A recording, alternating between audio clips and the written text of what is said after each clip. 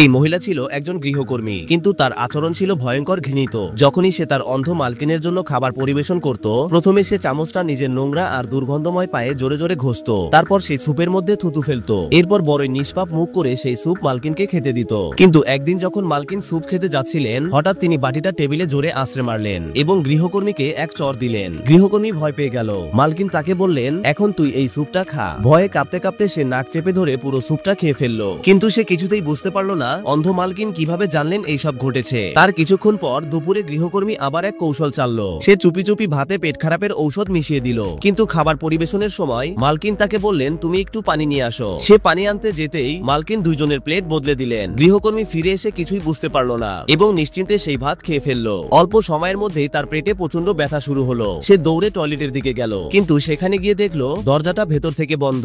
আসলে মালকিন আগেই গিয়ে টয়লেটটা লক করে রেখেছিলেন। এখন গৃহকর্মী দরজার বাইরে দাঁড়িয়ে কাকুতি মিনতি করতে লাগলো, কিন্তু ভেতর থেকে কোনো সারা শব্দ এলো না। তার অবস্থা আরো খারাপ হতে লাগলো। সে চিৎকার করতে লাগলো। অনেকক্ষণ পরে মালকিন দরজা খুললেন আর গৃহকর্মী দৌড়ে ভেতরে গেল, কিন্তু ততক্ষণে অনেক দেরি হয়ে গেছে। তবুও গৃহকর্মী হাল ছাড়লো না। সে আরেকটা ফোন দিয়ে আটলো। সে একটা কেটলিতে পানি ফুটিয়ে রাখলো এবং সেটি ঘরে রেখে দিল। তার পরিকল্পনা ছিল মালকিন যখন ঘরে আসবেন তখন সে যেন ভুল করে সেই ফুটন্ত পানিতে তার পা ডুবিয়ে দেয় আর মালকিনের পা পুড়ে যায়। কিন্তু যা ঘটলো তা সম্পূর্ণ উল্টো। মালকিন সেই ফুটন্ত পানির পাত্রটাকে পায়ে ঠেলে দিলেন আর সেই পানি সোজা গিয়ে গৃহকর্মীর হাতের উপর পড়লো আর তার হাত পুড়ে গেল। সে জোরে জোরে চিৎকার করতে লাগলো। ঠিক তখনই মালকিনের স্বামী ঘরে ঢুকলেন। তিনি দেখলেন গৃহকর্মীর হাত পুড়ে গেছে। তারপর শুরু হলো তর্ক, কে কাকে আঘাত করেছে। এই তর্কের মধ্যেই প্রথমবার লোকজনের মনে সন্দেহ জাগলো, মালকিন কি সত্যি অন্ধ নাকি সবটাই একটা অভিনয়। গৃহকর্মী অভিযোগ করলো মালকিন ইচ্ছে করেই তাকে শাস্তি দিচ্ছেন, আর মালকিন বললেন এটা একটা দুর্ঘটনা ছিল।